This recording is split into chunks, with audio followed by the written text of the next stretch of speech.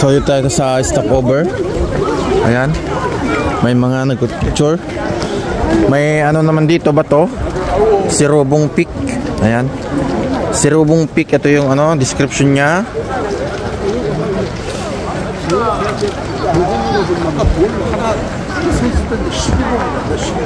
Ayan, tapos pag tignan natin yung ano, yung bato, ito po siya, yung bato na yan. Parang mukha ng tao.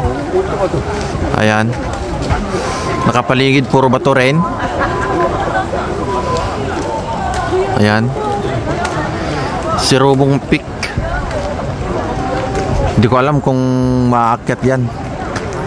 Walang ano yan, walang hagdan eh. Pakyat lang talaga. Sa side, ito sa likod ko, ayan, bato rin yan. Napakalaking bato.